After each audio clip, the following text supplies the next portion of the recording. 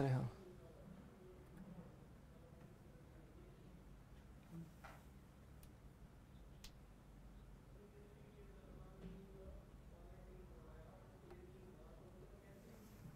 Hello everyone, कैसे हो सभी लोग। मैं हूं आपका भास्कर भैया और आपसे का स्वागत है रैंक प्लस पे।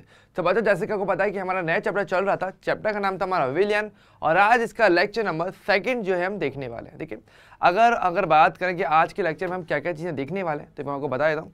आज बेसिकली देखो, हम ये सारे टॉपिक्स कहीं ना कहीं कवर करेंगे। ठीक है, आज हम विलेयता के बारे में जानेंगे कि विलेयता क्या होती है। आज हम जानेंगे कि ठोसों की द्रव्य विलेयता क्या होती है और गैसों की द्रव्य विलेयता क्या होती है, जिसमें एक बहुत इंपॉर्टेंट नियम हमारे पास आता है, हेनरी का नियम। ठीक है, तो इसको भी थोड़ा सा ध्यान से देखना है और अच्छे से समझना है अपने को। अगर एग्जाम के हिसाब से देखा जाए तो ये वाला पार्ट थोड़ा सा हमारे लिए इंपॉर्टेंट रह जाता है। ओके, इससे पहले मुझे बताओ भाई कि कल मैंने आपको कुछ क्वेश्चंस भी दिए थे सॉल्व करने के लिए, तो आई होप आपने उन क्वेश्चंस को किया होगा और डीएससी भी आप अच्छे तरीके से सॉल्व कर रहे होंगे। ठीक है, देखो, अगर किसी भी क्वेश्चन में अगर डाउट कभी लगता है कि वो डीएससी का क्वेश्चन आपसे नहीं हो पाया या कोई क्वेश्चन आप नहीं कर पाए, तो प्लीज़ मुझे कमेंट करके बता देना कि भाई ये क्वेश्चन है जो हम नहीं कर पाए। ठीक है, तो बताओगे तो ज़्यादा अच्छा रहेगा, वरना इट्स नॉट लाइक कि केवल क्लास और आपने याद कर लिया, इस तरीके से आपका नीट का एग्जाम नहीं निकलता। ठीक है, एग्जाम निकालना है तो आपको पूछना पड़ेगा।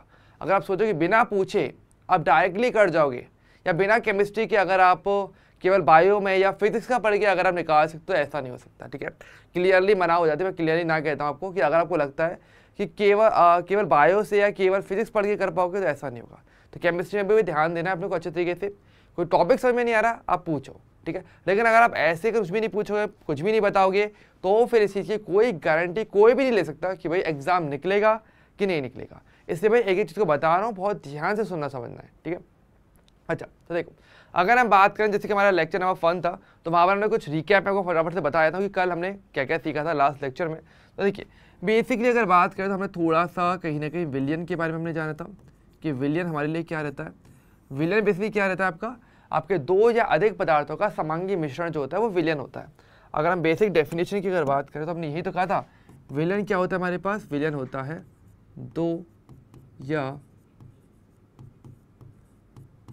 दो या अधिक पदार्थों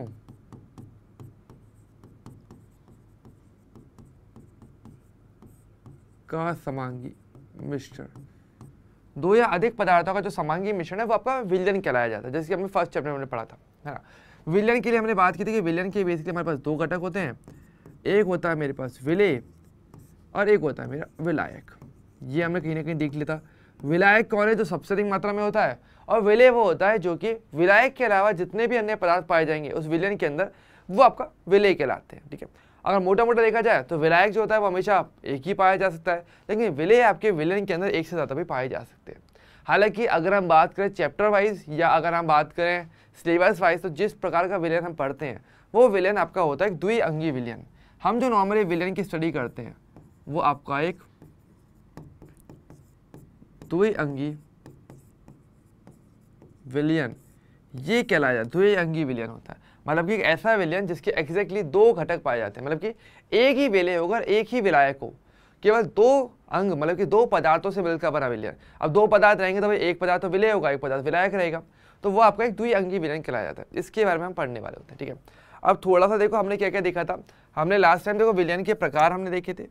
लास्ट लेक्चर में अगर बात करें तो देखो हमने एक तो प्रकार पे हमने बात की थी कि विलियन कितने प्रकार का हो सकता है, उस पर जो है हमने थोड़ी चर्चा की थी, है ना। एक तो हमने ये किया था, और जहाँ पर हमने बताया था कि भाई अगर सांद्रता के आधार पर देखा जाए कि विलेय की कितनी मात्रा विलियन के अंदर उपस्थित है, इस आधार पर विलियन मेरा 5 प्रकार का रहता है। और अगर मैं भौतिक अवस्थाओं के आधार पर बात किया जाए तो विलियन मेरा 9 प्रकार का टोटल हो सकता है ना। कि वो ठोस भी हो सकता है, द्रव भी हो सकता है, गैस भी हो सकता है, और हर एक की वैरायटी होती है ना। तो अब तो हमने प्रकार देखा था। यहाँ पर तो ध्यान रखना, वैसे इंपॉर्टेंट वाला मैं बता दूँ कि जो भौतिक अवस्था वाला है वो थोड़ा सा ज़्यादा इंपॉर्टेंट है, कि भौतिक अवस्था के आधार पर आपका विलियन कितना होता है, टोटल आपके 9 प्रकार का। तो ये थोड़ा सा ज़्यादा पूछे जाने के चांसेस रह जाते हैं।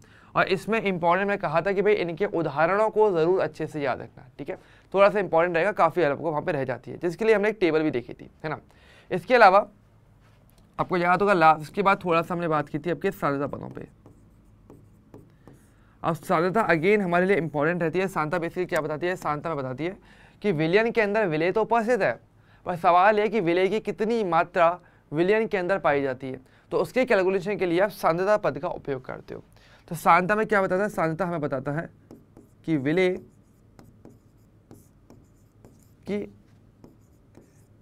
की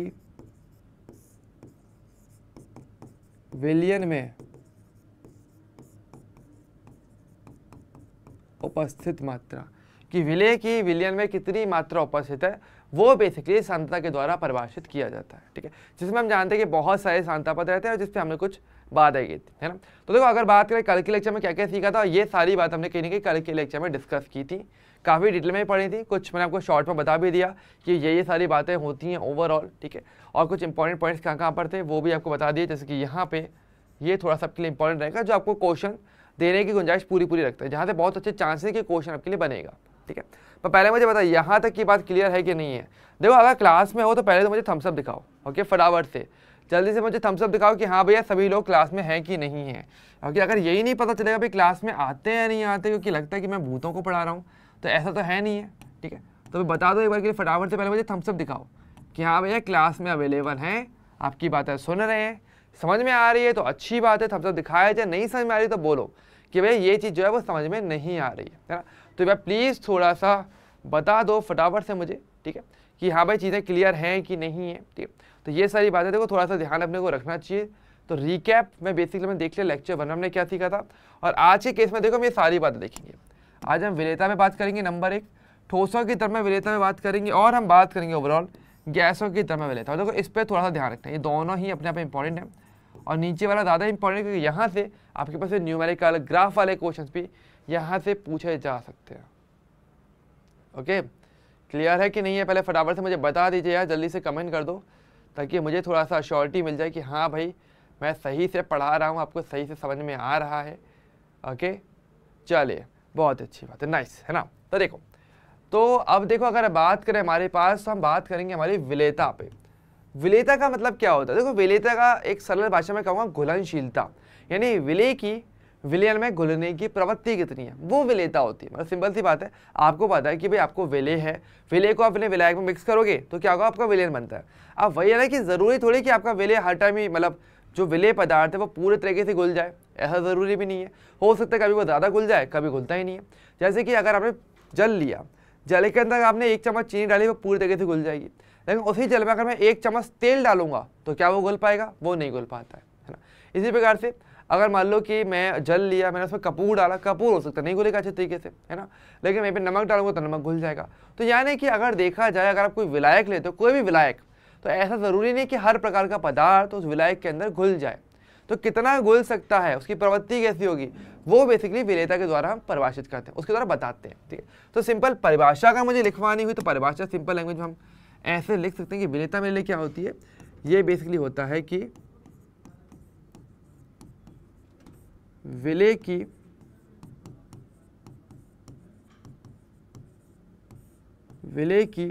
विलायक में, विलेय की विलायक, क्या होता है, विलायक में घुलना चाहोगे तो विलायक में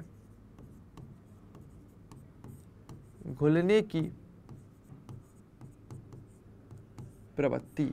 ओके, कि आपका विलेय पदार्थ विलायक के अंदर कितना घुल सकता है, वो बेसिकली विलेयता है। तो विलेयता कह लो, या फिर आप इसको चाहो तो घुलनशीलता भी कह सकते हो।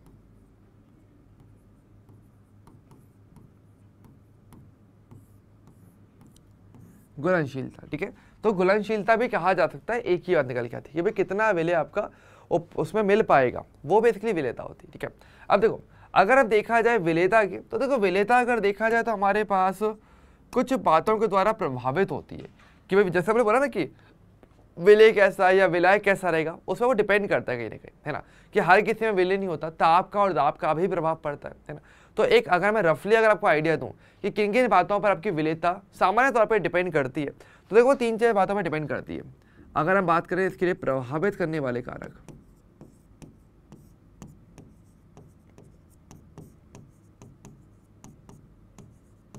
मतलब ऐसे कौन से कारक है जो सामान्य तौर पे, मैं नहीं कह रहा कि आप ठोस को द्रव में विलय कर रहे हो या फिर गैस को द्रव में विलय कर रहे हो या द्रव को द्रव में विलय कर रहे हो, उसकी बात नहीं कर रहे, हम एक जनरल बात कर रहे हैं कि किसी को भी अगर किसी द्रव में विलय किया जाए तो किन किन बातों पर डिपेंडेंसी बन सकती है। देखो नंबर 1 जो बन सकती है वो तो बन सकती है, बहुत ही सिंपल सी बात है कि विलय तथा विलायक की प्रकृति, कि आपका विलय कैसा है, आपका विलायक कैसा होगा, उनकी प्रकृति क्या होगी, उनका नेचर क्या है, उस पर एक तो डिपेंडेंसी बनेगी। सिंपल सी बात है। जैसे मैंने आपको एग्जांपल दिया था अभी कि भाई नमक को पानी में घोला जा सकता है, तेल को नहीं घोल पाओगे, पेट्रोल को नहीं घोल पाओगे। तो मतलब कहीं ना कहीं कौन घुलने वाला है और कौन घोलने वाला है उसकी प्रवृत्ति देखी जाएगी कि वो कैसे है। ठीक है, एक चीज़। तो दूसरी अगर हम बात करेंगे, दूसरा जो प्रभाव रहता है वो आपका रहता है ताप का, कि तापमान भी कहीं ना कहीं आपके विलेयता को प्रभावित करता है। जैसे कि आपको याद होगा मैंने कल आपको अति संतृप्त विलयन के बारे में बताया था कि चीनी को, जैसे आपके पास गिलास से 1 गिलास पानी आपको पता है, उस 1 गिलास पानी के अंदर 2 चम्मच चीनी ही मैक्सिमम घुल सकती है, उस पर वो संतृप्त हो जाएगा। अगर मान लो मैं इसमें 2.5 चम्मच चीनी डाली तो क्या होगा, 2 चम्मच तो घुल गई, आधी चम्मच तो क्या रहेगी, वहीं पहने में रह जाएगी। लेकिन मैंने बोला था कि अगर उसको गर्म करोगे तो वो विलय हो जाती है। यानी विलयता की बात करेंगे कि घुल सकते हैं कोई चीज़, विलय नहीं घुलेगा, कहीं ना कहीं ताप से उससे फर्क पड़ जाता है। ताप बढ़ाओगे तो विलयता पे प्रभाव पड़ेगा, कैसे पड़ेगा वो हम देखेंगे। ठीक है, और तीसरा दाब का। अब देखो बिल्कुल सही बात है, दाब का भी प्रभाव पड़ता है। ठीक है, अगर आप बात करें किसी भी प्रक्रम के लिए, मैंने आपको बताया था फर्स्ट चैप्टर के अंदर एक लाइन बोली थी कि तापमान और दाब के द्वारा आप अवस्थाओं को परिवर्तित करते हो बहुत आराम से।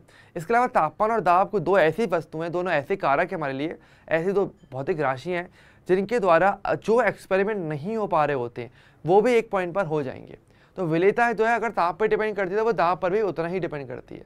तो ये दोनों ही अपने में बहुत महत्वपूर्ण कारक होते हैं जो कई प्रकार के रासायनिक प्रक्रमों को होने या ना होने के लिए जिम्मेदार बनते हैं। ठीक है, तो इनको थोड़ा ध्यान से रखना है। तो हमें भाई एक एक चीज़ को ध्यान से समझना पड़ेगा। ठीक है, और ये देखो हम पूरा डिटेल में समझेंगे तरीके से। ठीक है, अच्छा अब पहली बात तो देखो कि अगर विलेयता की बात करें तो कौन कौन सी विलेयता हम पढ़ने वाले। तो विलेयता तो हमें पता है ये विलेयता होती है, ये बातें प्रभावित करती हैं, लेकिन कौन कौन से प्रकार की विलेयता हमें देखनी है। तो देखो विलयन हमने बहुत प्रकार के बना के देखे थे, टोटल 9 प्रकार के विलयन हमने भौतिक अवस्थाओं के आधार पर बनाए थे। तो हमारा फोकस गैस विलयन पे नहीं है, मेरा फोकस ठोस वाले विलयन पे भी नहीं है, मेरा फोकस होता है द्रव के विलयन पे। मेरा फोकस कहाँ पर है, हम बेसिकली बात करने वाले हैं द्रव विलयन में। द्रव विलयन का मतलब क्या हो सकता है, द्रव विलयन का मतलब हो जाता है कि आपके पास जो विलायक है वो तो क्या रहेगा, आपका द्रव रहेगा। लेकिन अगर मैं आपसे पूछूं आपका विलय कौन रह सकता है, तो विलय की हमारे पास 3 पॉसिबिलिटी बन सकती हैं। विलय आपका ठोस हो सकता है, विलय आपका द्रव भी हो सकता है, विलय आपका गैस भी हो सकता है। ठीक है, और तीनों ही कंडीशन में अगर विलायक द्रव होगा और इनको अगर इसमें मिलाया जाए तो आपका द्रव विलयन आपका बनता है, जो कि हमने कल बात भी की थी ना प्रकारों में। ठीक है, अब यहाँ पर जान दीजिए हमें कौन कौन से पढ़ने, आज हम पढ़ने वाले हैं एक तो पहला वाला कि ठोस विलय हो और उसको द्रव आपने विलायक में विलय करके विलयन बनाया, नंबर 1। और दूसरा आपके पास गैस हो कि किसी गैस विलय को आपने किसी द्रव विलायक के अंदर विलय करने की कोशिश में घोलने की कोशिश करी तो आपका विलयन बनेगा। ठीक है, तो बनेगा आपका ऑन द लास्ट द्रव विलयन ही, लेकिन इसकी आप थोड़ी सी हमें डिटेलिंग समझनी पड़ेगी कि भाई कैसे कैसे वो बन रहा होता है। ठीक है, क्लियर है यहाँ तक का पार्ट। ओके, स्टार्ट करें। तो देखो सबसे पहले हम क्या देखने वाले हैं, सबसे पहले हम बात करने वाले हैं कि ठोसों की द्रव में विलयता कैसे होती है। ठीक है, ओके, हम इसकी बात करने वाले हैं। अच्छा एक एग्जांपल हमेशा लेके चलो, चाहे कभी भी पढ़ाई करो एक एग्जांपल हमेशा दिमाग में रखना चाहिए तो ज़्यादा अच्छा है। जैसे कि ठोस की तरह विलयता है तो मैं यहाँ पे एक सिंपल एग्जांपल लेके चल सकता हूँ, जैसे कि आप यहाँ पे ले सकते हो चीनी का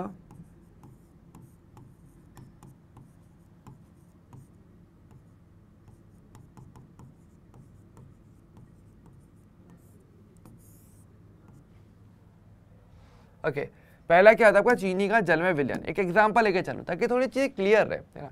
जितना देखो सिंपल सी बात है, केमिस्ट्री समझनी है तो बेस्ट ये है कि यहाँ पे डेली लाइफ चीज़ें बहुत सारी देख सकते हो केमिस्ट्री के अंदर।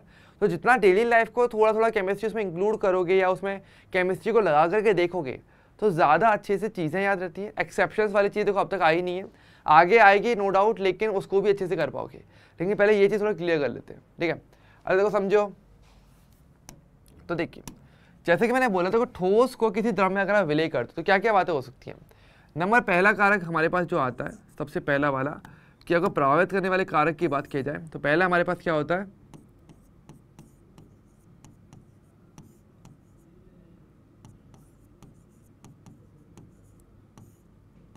विलय विलायक की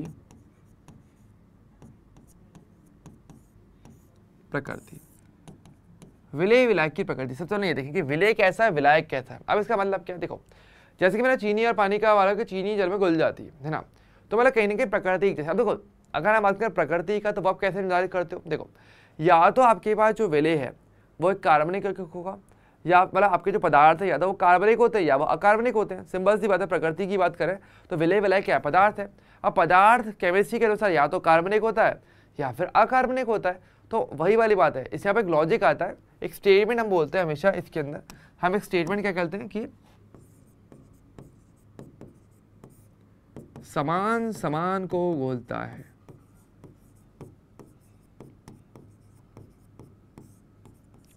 मतलब कि जो एक जैसी वस्तुएं होती है वो एक दूसरे में आपस में घुल जाती हैं, ठीक है।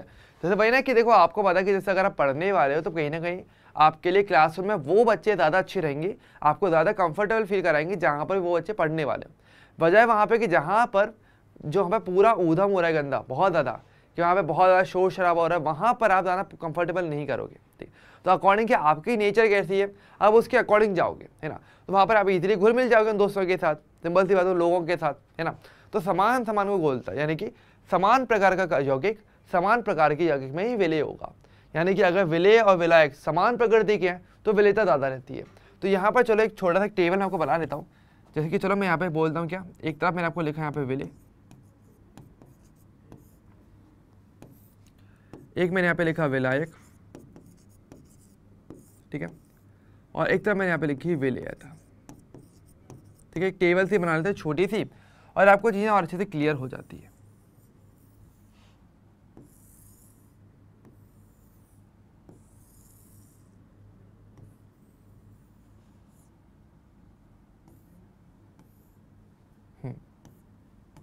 ठीक है। अब जैसे कि देखो, जैसे हमने बोला विलय या विलायक क्या हो सकता है, तो मैंने बोला पदार्थ या तो कार्बनिक होगा या फिर अकार्बनिक होगा, दो में से एक चीज रहने वाली है। तो ध्यान दो, एक पॉसिबिलिटी कि मेरे पास विलय क्या है, मेरा कार्बनिक है, ठीक है, और सपोज करते हैं विलायक भी क्या है, मेरा कार्बनिक। तो मुझे केवल यस और नो में आंसर आपको देना है। अगर दोनों ही मेरे कार्बनिक यौगिक रहे, ऑर्गेनिक कंपाउंड्स रहे, कार्बनिक यौगिक रहे, तो विलयता रहेगी कि नहीं रहेगी, लाइक यस या नो, सिर्फ आपको यस और नो में आंसर देना है फटाफट से, ठीक है। तो देखो भाई, अगर ये कार्बनिक है ये कार्बनिक है तो सिंपल सी बात है विलयता भी रहेगी कहीं ना कहीं, क्योंकि दोनों एक दूसरे में एक जैसी प्रकृति रखेंगे तो घुल जाएंगे, विलय विलायक में इजीली घुल जाएगा, यानी कि आपकी विलयता यहाँ पे रहेगी। इसका मतलब ये सिंपल सी बात है, ओके। हाँ बिल्कुल सही।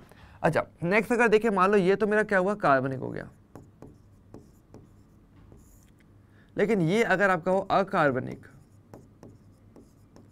तो क्या ऐसे में विलयता रहेगी? क्या भी स्थिति में मेरा विलय पदार्थ इजीली घुल पाएगा विलायक के अंदर? नहीं, अब नहीं हो पाएगा, क्योंकि अब देखो अलग अलग प्रकृति के हो जाते हैं, तो यहाँ पर विलयता काफी ज्यादा कम हो जाती है, या विलयता नहीं रह पाती। टिक का मतलब है कि विलयता अच्छी है, अच्छी खासी विलयता होगी, आपका इजीली घुलनशीलता यहाँ देखने को मिलेगी, अच्छा तरीके से आपका पदार्थ घुल जाएगा। क्रॉस का मतलब क्या है कि वो अच्छे तरीके से घुल नहीं पाएगा, ज्यादा अच्छी विलयता नहीं बन पाएगी, ठीक है। नेक्स्ट मान लो कि ये आपका हो अकार्बनिक, ठीक है, और ये क्या हो आपका, ये भी आपको अकार्बनिक हो। देखो अगर दोनों ही क्या रहेंगे, अकार्बनिक रहेंगे, तो इधर एक दूसरे में घुल मिल जाएंगे, तो यहाँ पे विलयता आपकी अच्छी रहेगी, ठीक है। और अगर ये हो आपका अकार्बनिक,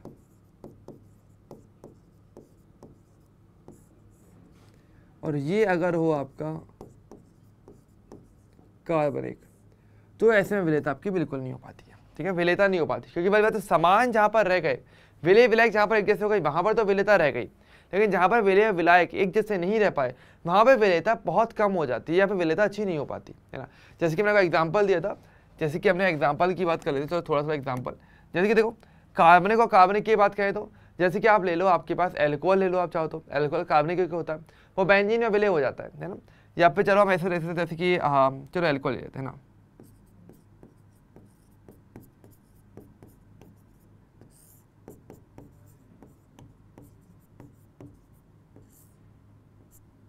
यहाँ पर अच्छी विलयता रहेगी, ठीक है।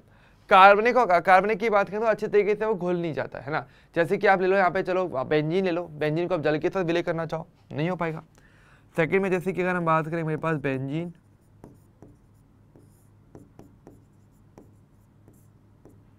प्लस जल, यहाँ विलयता नहीं रहेगी। दोनों ही अगर अकार्बनिक हो गए तो जैसे कि नमक, नमक और जल ले लो, यानी आपका NaCl प्लस जल, या फिर अगर ये अकार्बनिक का वो कार्बनिक, जैसे कि NaCl को बेंजीन में विलय करो, तो नमक जो है वो बेंजीन में नहीं घुलेगा, ध्यान रखिए, वो जल में घुल सकता है, जल कार्बनिक होता है, तो वहाँ पे विलेयता रहेगी। तो कहीं विलेयता होगी, कहीं विलेयता नहीं होगी, ये क्वेश्चन अच्छा पूछा जाता है, ठीक है। तो इसको पहले तो थोड़ा सा ध्यान से हमें समझना है कि विलेय और विलायक की प्रकृति पे कहीं ना कहीं विलेयता डिपेंड तो करती है। नंबर एक बात तो ये आती है, ओके, क्लियर है यहाँ तक का पार्ट, ओके, ठीक है।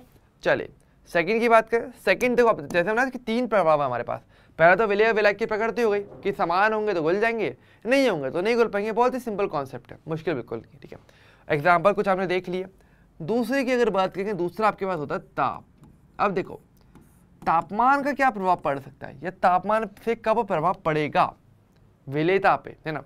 तो देखो यहाँ पर डिपेंड करते हैं कि प्रक्रम कैसा है। प्रक्रम के लिए जब बात करें कि किसी भी प्रक्रम पे अगर तापमान का प्रभाव पड़ रहा है तो वो तभी पड़ता है जब आपकी अभिक्रिया ऊष्माक्षेपी या ऊष्माशोषी हो, ठीक है। तो ध्यान दो भाई, तापमान का प्रभाव हमें किस कंडीशन में देखने को मिलता है, जब आपको बताया गया हो कि आपकी अभिक्रिया ऊष्माक्षेपी या ऊष्माशोषी हो। उसी स्थिति में तापमान का जो है प्रभाव पड़ता है, ओके। उसी एक स्थिति के अंदर तापमान का जो है वो प्रभाव का पड़ेगा, ठीक है, और इसके अलावा नहीं पड़ेगा, ठीक है। सिंपल सी बात है। मतलब वही ना कि देखो तापमान का प्रभाव तभी पड़ता है कि जब ऊष्मा कहीं पाई जाती है, क्योंकि ऊष्मा और ताप कहीं ना कहीं एक जैसे पदार्थ हैं, है ना। तो ऊष्माक्षेपी मतलब कि जहाँ पे ऊष्मा मुक्त हो रही हो, ऊष्माशोषी जहाँ पे आपकी ऊष्मा अवशोषित होती है ना, तो वहाँ पर तापमान का प्रभाव पड़ता है। अब कैसे पड़ता है को वो समझो। देखो जैसे कि देखो यहाँ पर कुछ पॉइंट्स है, मैं आपको पॉइंट्स लिखवा देता हूँ। जैसे कि नंबर पहला पॉइंट क्या होता है कि अगर आपके पास ऊष्माक्षेपी हो तो, ध्यान दो भाई, बहुत ही अच्छा क्वेश्चन बनता है यहाँ पे, बहुत ही अच्छा क्वेश्चन बनता है कि अगर आपके पास ऊष्माक्षेपी अभिक्रिया है, ठीक है, मतलब कि आपको पता है कि आगे जाके ऊष्मा मुक्त होने वाली है, ठीक है, ऊष्माक्षेपी प्रक्रम है। तो ऐसे में क्या होता है, ऊष्माक्षेपी अभिक्रिया अगर दी हुई है तो ऐसे में अगर आप तापमान को बढ़ाओगे ना तो आपकी क्या होती है, विलेयता जो की अगर बात करेंगे विलेयता की, तो विलेयता असल में आपकी घट जाती है। यहाँ पर ये देखने को मिलता है, ध्यान रखना बहुत इंपॉर्टेंट है कि अगर ऊष्माक्षेपी अभिक्रिया है तो आपको देखो पता है ऐसा क्यों हो रहा है। ये असल में एक सिद्धांत होता है जो कि आप साम्यावस्था के अंदर देखोगे, ली शातिले का सिद्धांत। वहाँ पर यही सीखते हो कि देखो अभिक्रिया में आपको पता है ऊष्माक्षेपी मतलब आगे तक ऊष्मा मिलने वाली है, और अगर आप ऑटोमेटिक तापमान और बढ़ाओगे तो आगे तो तापमान वैसे ही बढ़ने वाला है। तो ली शातिले ये बोलता है कि भाई अभिक्रिया फिर उस दिशा में जाती है जहाँ पर उसका प्रभाव उल्टा हो जाए। तो अगर तापमान बढ़ रहा है पहले से, आप और तापमान बढ़ाओगे तो आगे जाके विलेयता जो होने वाली होगी वो नहीं हो पाती। तो सिंपल लैंग्वेज में कहते हैं कि अगर तापमान बढ़ेगा तो विलेयता घट जाती है, और अगर मान लो मैं उल्टा किया तो तापमान को कम किया तो आपको पता है अब ऐसी स्थिति में विलेयता आपकी बढ़ेगी, ठीक है। तो ये कॉन्सेप्ट हमारे पास यहाँ पर आता है। तो विलेयता के लिए आप इस प्रकार से भी बातें करते हो, ओके, ऊष्माक्षेपी के लिए, ठीक है। अब देखो अगर हम बात करेंगे ऊष्माशोषी, अब देखो यहाँ पर एक तरीका बताता हूँ आपको, है ना, हर एक को याद नहीं करना पड़ेगा, वही ना कि कितना याद करोगे यार, कितना याद करोगे, इतनी थ्योरी है। तो देखो आपको पता है ऊष्माक्षेपी में क्या होता है, ऊष्माक्षेपी में क्या होता है बेसिकली, ऊष्माक्षेपी में आपकी ऊष्मा निकलती है। ऊष्माशोषी में क्या होता है, जस्ट उल्टा होता है, यहाँ पे ऊष्मा अवशोषित हो जाती है। तो यानी कि यहाँ पर जो तापमान का प्रभाव पड़ रहा है ऊष्माशोषी में, उसका उल्टा पड़ेगा, एकदम बिल्कुल उल्टा। आप एक ही बार में याद कर जाओगे बिना किसी प्रॉब्लम के। तो देखो जैसे कि आपको पता है ऊष्माक्षेपी में, देखो एक याद कर लो बस, इन सब में ना केवल एक याद करना, ऑटोमेटिक सारे याद हो जाएंगे। ऊष्माक्षेपी में तापमान बढ़ाने पर विलेयता घटती है, इतना याद करो। तो अगर ऊष्माशोषी में पूछा जाए तापमान बढ़ाया जाएगा तो क्या होगा, यहाँ पे विलेयता घटेगी, प्रक्रम उल्टा होता है तो यहाँ पे विलेयता बढ़ जाएगी। तो यहाँ पर क्या होता है आपके लिए,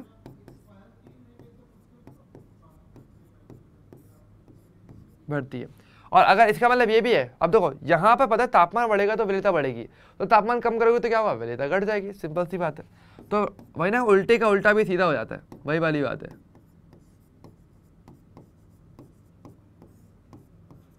इस प्रकार से, ठीक है। तो अब मैं कहता हूँ कि मुद्दे की बात ये है कि आप सारे के सारे याद मत करो, आप क्या करो, आप केवल ये पहला वाला याद करके चलो, ठीक है, पहला वाला। क्योंकि मैं बता दूँ ज़्यादातर जो प्रक्रम होते हैं ना वो आपके ऊष्माक्षेपी होते हैं।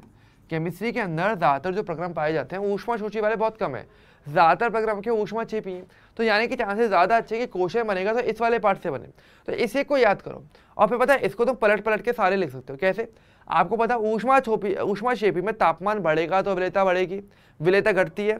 तो यानी कि ऊष्माक्षेपी में तापमान कम किया जाएगा तो विलेयता बढ़ जाएगी, उल्टा हो जाएगा। अच्छा, ऊष्माक्षेपी में जो चीज़ हो रही है वो ऊष्माशोषी में उसका हर एक का उल्टा हो जाएगा। ऊष्माक्षेपी में जहाँ पर तापमान बढ़ने पर विलेयता घटेगी ऊष्माशोषी में तापमान बढ़ेगा तो विलेयता बढ़ेगी और तापमान घटेगा तो घट जाएगी फिर। तो इस तरीके से तो अब एक इससे सारे के सारे याद कर सकते हो, चारों बातें। ओके, और इसका बहुत ज़्यादा प्रभाव पड़ता है। ठीक है, ये थोड़ा सा इंपॉर्टेंट रहता है और आपके एग्जाम में क्वेश्चन दिलवाता है। ठीक है, इससे इसको हमें थोड़ा अच्छे से करना है। ठीक है, क्लियर है? क्लियर है? फटाफट से मुझे बता दो भाई, थम्स अप दिखा दो चलेगा। और देखो थम्स अप दिखाने में तो ऐसा नहीं कि तुम्हारी बहुत ज़्यादा प्रॉब्लम हो जाएगी, ऐसा भी नहीं है। अब वही वाली बात ना, चीज़ें अगर आप क्लियर आ रही हैं तो बताओ ना कि हाँ भैया चीज़ें क्लियर चल रही हैं, बताइए फटाफट से। ओके, अच्छा, एक लास्ट और रहता है, लास्ट रहता है मेरा तीसरे नंबर पे, जो कि मेरा दाब रह जाता है। दाब यानी कि आपका प्रेशर। प्रेशर का क्या इफेक्ट पड़ता है, चलो इसका भी थोड़ा सा देख लेते हैं, है ना। तो देखो प्रेशर की अगर बात करेंगे तो प्रेशर का क्या प्रभाव पड़ता है। देखो अगर हम बात करें, देखो दाब की अगर बात करें तो दाब का प्रभाव देखो ठोसों पे तो चलता नहीं है। अगर देखो दाब की बात करें तो दाब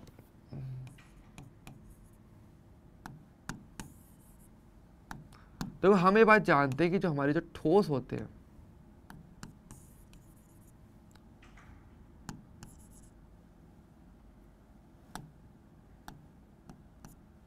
हाँ, अगर हम बात करें जैसे कि हम जानते हैं कि हमारे पास जो ठोस होते हैं, हम जानते हैं कि हमारे ठोस क्या होते हैं, असंपीड्य होते हैं। असंपीड्य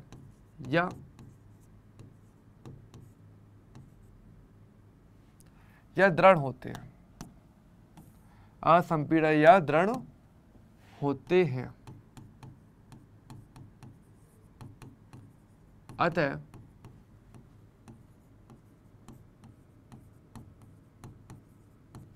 इन पर दाब का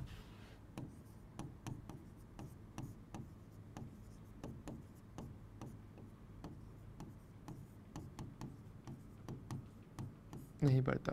देखो हम ऑब्वियसली जानते हैं कि हमारे पास जो मेरे पास ठोस होते हैं, ठोस क्या होता है, असंपीड्य, मतलब कि अगर इन पर दाब लगाया जाएगा तो इनके आकार या आकृति में कोई परिवर्तन नहीं आता। सिंपल सी बात है। अगर ठोसों में क्या होता है, कण पहले से बहुत पास पास है। अगर परमाणुविक स्तर पे देखा जाए, माइक्रोस्कोप से देखो या बहुत अच्छे स्कोप से देखा जाए तो क्या होगा, वो कण पहले से ही बहुत पास पास है, बीच में जगह वैसे ही नहीं है। तो अगर दाब लगाओगे तो क्या ये और पास आ पाएंगे, नहीं आएंगे। और ये और कण पास पास नहीं आए तो ओवरऑल देखा जाए तो जो ठोस पदार्थ होते हैं उनके आकार में, आकृति में परिवर्तन नहीं होता है, हम ये तो कहते हैं। तो ऐसे में क्या होते हैं, असंपीड्य, दृढ़ होते हैं, मतलब कि आकार आकृति बनाए रखते हैं। तो ऐसे में अगर दाब का इन पर कोई प्रभाव नहीं पड़ता है तो क्या इनकी विलेयता पर दाब का प्रभाव पड़ेगा, कोई प्रभाव नहीं पड़ेगा। तो ध्यान रखना भाई, तो ठोसों की द्रव्य विलेयता पे दाब का कोई प्रभाव नहीं पड़ता है। ठीक है, ध्यान रखना। तो ये इसका मेन बात सिंपल सी आती है कि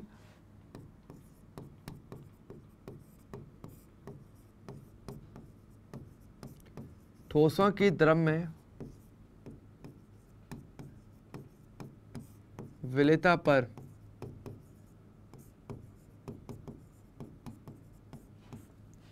दाब का कोई प्रभाव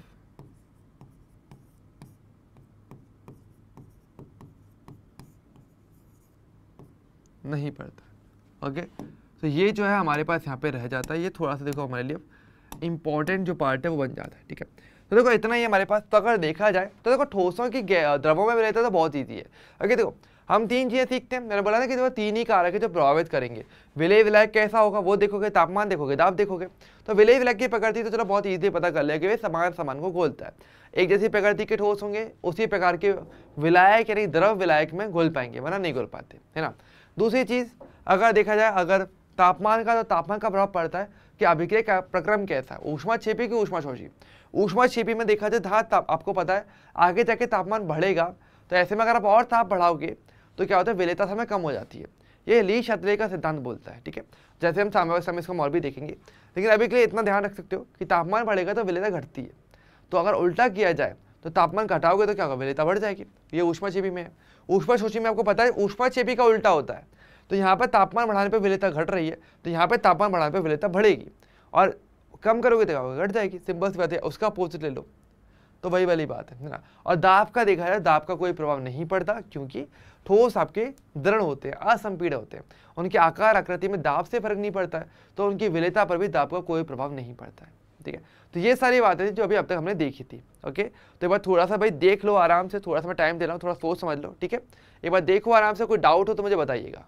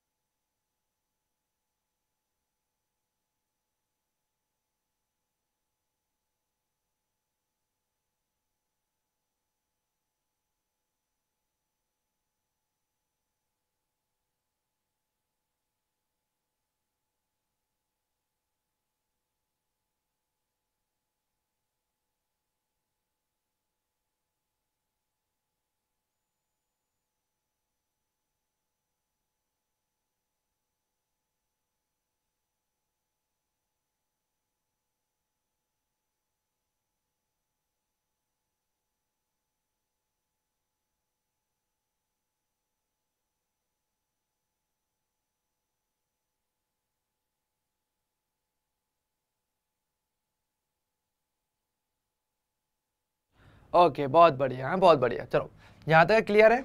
ओके चलिए आगे बढ़े। अब देखो, अब हम बात करने वाले हैं थोड़ा सा हमारे अगले टॉपिक पे जो कि बहुत इंपॉर्टेंट है, लेकिन उससे पहले कुछ वर्डिंग है और थोड़े शब्द और सीख लेते हैं ताकि आपको और हेल्प मिलेगा। कुछ परिभाषाएं देखो पता होनी चाहिए, ठीक है। एक परिभाषा कौन सी आती है, देखो एक परिभाषा तो मेरे पास आती है, ये वाली होती है विलीनीकरण। देखो विलीनीकरण बेसिकली वो प्रक्रम को बोला जाता है। जैसे हमने बोला विलेयता क्या होता है, विलेयता बेसिकली हम चेक करते हैं कि भाई हमारे पास जो भी विलेय पदार्थ है वो कितना घुल पा रहा है ना, आपके विलायक के अंदर। तो ऐसे में ये जो प्रक्रम होगा उसको बोलेंगे विलीनीकरण। बस यहाँ पे यही लिखा, बेसिक डेफिनेशन है कि कोई वर्ड आ जाए तो आपको एग्जाम में पता रहना चाहिए, है ना। तो यहाँ पे यही लिखा है कि जब एक ठोस विलेय को द्रव्य विलायक में डाला जाता है तो यह उसमें घुलने लगता है, और प्रक्रिया को आप क्या बोलते हो, विलीनीकरण कहते हैं, यानी घुलना, यानी कि आपका डिसोल्यूशन कहलाती है, ठीक है। वही वाली बात है कि अगर किसी ठोस पदार्थ को अगर आप किसी द्रव विलायक में आपको घोलने की कोशिश करोगे तो जो प्रक्रम होगा, ओवरऑल जो प्रोसेस है, उसको विलीनीकरण कहा जाता है, इंग्लिश में डिसोल्यूशन या घुलना कहते हैं उसे। बस इतनी सी बात है, ठीक है। एक परिभाषा और भी आती है, वो आती है क्रिस्टलीकरण। ये थोड़ा सा इंपॉर्टेंट है, उसको ध्यान सुनना। ये क्या है कि विलीनीकरण के क्रम में जब एक ठोस विलेय को द्रव्य विलायक में डाला जाता है तो ठोस घुलने लगता है, जिससे विलयन में विलेय की सांद्रता बढ़ने लगती है, सिंपल सी बात है। और इसी समय विलयन में से विलेय के कुछ कण ठोस विलेय के कणों के साथ जुड़कर अलग हो जाते हैं, और इस प्रक्रिया को आप क्रिस्टलीकरण कहते हो या क्रिस्टलाइजेशन कहते हो, ठीक है। होता है क्या, देखो समझो। जैसे कि अब मेरे को बहुत ही सिंपल सी बात बताता हूँ और आप सोचना एक्चुअली में चीज़ होती क्या है। देखो जैसे कि आपने क्या लिया, आपने 1 गिलास पानी लिया, आपको पता है 2 चम्मच चीनी उसमें घोली जा सकती थी। आपने क्या किया, आपने 2 चम्मच चीनी घोल दी, ठीक है। अब आपको मन करता है कि चलो आधी चम्मच चीनी और डालते हैं, तो क्या होगा, तो मैं आपको पता होता क्या है, तो जब एक्चुअल में जब आप चीनी डाल दो ना आधी चम्मच और, तो आपको पता है कि वो घुलेगी नहीं, वो क्या करेगी, वो नीचे आकर के बैठ जाती है ना। पर एक्चुअल में होता ये है कि देखो स्टार्टिंग में जब आप चीनी डाल रहे हो तो आपको पता है कि विलेय की मात्रा आपके उस विलायक के अंदर बढ़ रही है, और विलेय की मात्रा जैसे जैसे बढ़ेगी मतलब आपका विलयन सांद्र होता जाएगा। सांद्र विलयन का मतलब यही होता है कि विलेय की मात्रा ज़्यादा हो जाए। तो यही तो आप पहले कहते हो कि जब किसी आप विलीनीकरण कर रहे हो, आप चीज़ को विलेय करने की कोशिश कर रहे हो, घोलने की कोशिश कर रहे हो, तो ऐसे में एक ठोस विलेय को द्रव्य विलायक में आपने डाला, घोलने की कोशिश करी, तो क्या होगा, विलयन में विलेय की सांद्रता बढ़ेगी, यानी कि उसकी संख्या बढ़ती जाएगी, उसकी मात्रा बढ़ेगी, है ना। अब एक टाइम पे क्या होगा, संतृप्तता आएगी, फिर आपने और डालोगे तो क्या होगा। अब होता यह है कि जो आपके कण कैसे घुलते हैं कि आपके पास जो चीनी के छोटे छोटे कण हैं वो आपके जल के कणों के मध्य आकर के बैठ जाते हैं। अब जब आप और चीनी डालते हो ना, 2 चम्मच के बाद आपने और चीनी डाली, तो क्या होगा, अब ऐसे में होगा ये कि आपके पास वो तो आधी चम्मच चीनी के जो कण हैं, अब वो क्या करेंगे, वो आने की कोशिश करेंगे उन जगहों पे जहाँ पे पहले से ही कण उपस्थित हैं, तो उनको हटा देते हैं और खुद आकर के बैठ जाते हैं। अब ऐसे में क्या होगा, अब जो कण निकले जो पहले बैठे हुए थे वो हट गए और नए वाले कण वहाँ पे आके बैठ जाएंगे। अब क्या होगा, ये जब कण निकल गए हैं, अब ये सारे कण आपस में फिर से जुड़ेंगे और वापस से क्या बनाएंगे, चीनी का क्रिस्टल को बनाने की कोशिश करते हैं, उसको आप बोलते हो क्रिस्टलीकरण। तो यही यहाँ पे लिखा कि इस समय पर विलयन में विलेय के कुछ कण ठोस विलेय के कणों के साथ जुड़ करके अलग हो जाते हैं। वही वाली बात है जिसको आप क्या बोलते हो, क्रिस्टलीकरण कहते हो, क्रिस्टलाइजेशन कहते हो। और बेसिकली क्या होता है, क्रिस्टल बनाने का प्रक्रम भी होता है, ठीक है। जैसे कि आप कभी भी क्रिस्टल बनाने हो ना, तो पता है क्या करो, एक तरीका बताता हूँ, बहुत सिंपल तरीका है कि आप ऐसे ट्राई करना, बहुत अच्छे क्रिस्टल बनते हैं। कुछ मत करना है, आपने जैसे आपने पानी लिया, आपने चीनी डाल दी, 2 चम्मच चीनी जितने भी सब प्रॉपर जगह तो घोल दिया। अब घोलेगी, आपको पता है कि अब और चीनी डालोगे तो घुलेगा नहीं, फिर भी चलो आपने आगे से ऊपर से आधी चम्मच चीनी और डाल दी। फिर क्या करो, आपको उसे घोलना है, यानी आप बनाओ अति संतृप्त विलयन बना लो। कैसे, उस विलयन को थोड़ा गर्म करना, क्या मिलेगा आपको, अति संतृप्त विलयन मिल जाएगा, विलय और घुल जाएगा।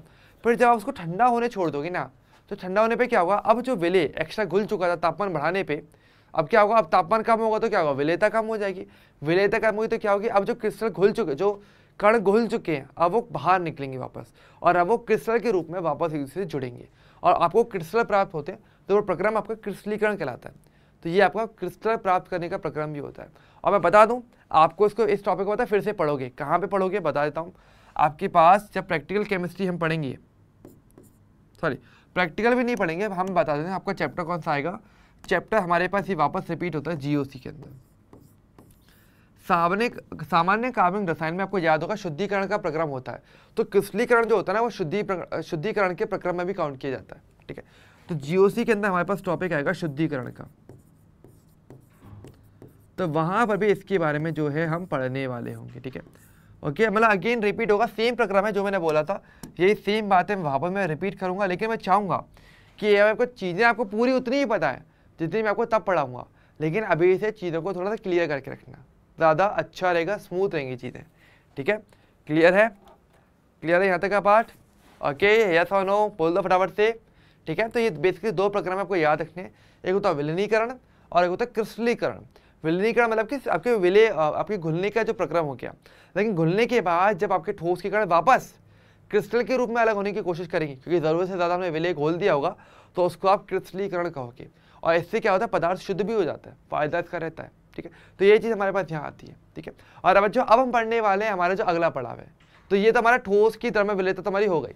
अब हम बात करते हैं हमारे पास गैसों की द्रव्य विलेयता, और इसका सिंपल एग्जांपल आप हमेशा दिमाग में रखना। एग्जांपल आपको पीछे बैकग्राउंड से पता चल गया होगा कि समुद्र के जल के अंदर ऑक्सीजन गैस घुली हुई रहती है, तो गैस को द्रव में कैसे घोला जाता है, आप उसके एग्जांपल आप देखने वाले हो। ठीक है, और यहाँ पे चलो एक सिंपल है, समुद्र चलो आपने सभी ने देखा हो नहीं देखा हो, सिंपल एग्जांपल की बात करते हैं। गर्मियों का मौसम चल रहा है, कोल्ड ड्रिंक पीने का टाइम है, आपको पता है कोल्ड ड्रिंक के अंदर भी CO2 गैस को उसमें घोली जाती है ना, और तभी आपको जो करंट लगता है कि कोल्ड ड्रिंक पिया, करंट क्यों लगता है, क्योंकि CO2 गैस आपके जो जीभ है उसके कांटेक्ट में आती है, और फिर आपको ये जो रिएक्शन है आपको फील होता है ना।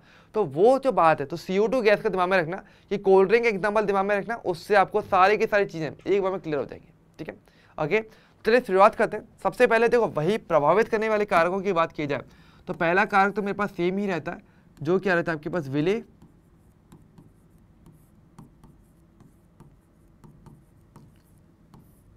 विलायक की प्रकृति। सबसे पहले तो यही आता है कि विलय कैसा रहेगा, विलायक कैसा रहेगा, पहले तो आपको वही देखना पड़ेगा। अब देखो, गैसों में अगर बात करें तो गैसों में हम ऐसे कार्बनिक या अकार्बनिक की बातें जल्दी नहीं करते हैं। ठीक है, हालांकि समान को बोलता है कि बातें मैं यहाँ पर भी लिखूंगा, लेकिन यहाँ पे हम थोड़ा सा और आगे पढ़ेंगे, थोड़ी और डिटेलिंग की बात करेंगे। ठीक है, तो देखो एक सेकेंड, ठीक है, सुनो। तो अगर देखा जाए तो हमारे पास कॉन्सेप्ट तो सेम यहाँ पर भी आएगा कि समान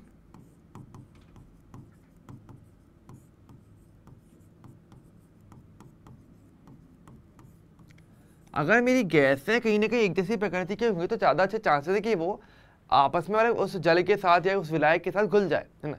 लेकिन जल हम जानते हैं कि जल मेरा अगर बात करें तो मेनली जल की हम बात करेंगे तो जल मेरा एक अकार्बनिक यौगिक होता है ना। तो ऐसे में डिपेंड करेगा कौन सी गैस घुलेगी नहीं घुलेगी। तो गैसों के लिए हम कुछ और पॉइंट्स भी देखते हैं। ठीक है, गैसों के लिए हम ये देखते हैं कि देखो, सबसे पहली बात तो अगर हम बात करेंगे हमारे पास यहाँ पे कौन सी, देखो यहाँ पर हमारे पास 2-3 लाइन आती है। पहली बात तो क्या आपके पास कि ध्रुवीय, देखो एक लाइन तो यही आती है कि समान को घोलता है। मैं देखो हम 4 कॉन्सेप्ट की मैं यहाँ पे बात करूंगा। ठीक है, एक तो हम क्या बोलते हैं, नंबर 1 कॉन्सेप्ट यहाँ पर आएगा कि अगर आपके पास कार्बनिक होगा, कि कहाँ पर विलेयता बनेगी, मैं वो बता रहा हूँ कि कार्बनिक आपका कार्बनिक के साथ विलय हो जाता है, एक तो ये होता है। दूसरा, अगर आपके पास अकार्बनिक है, अकार्बनिक गैस है, तो वो आपके अकार्बनिक द्रव विलायक के साथ मिल जाएगा। तो ये तो हमने 2 देखे थे इससे पहले भी, है ना। लेकिन अब देखो भाई ना कि आपका जो विलय है वो आपका कार्बनिक या अकार्बनिक हो सकता है। ठीक है, लेकिन तीसरा हमारे पास आता है क्या कि अगर आपके पास कोई ध्रुवीय गैस है तो आपके ध्रुवीय विलायक के साथ ज़्यादा विलय होगी, और अगर आपके पास कोई अध्रुवीय गैस है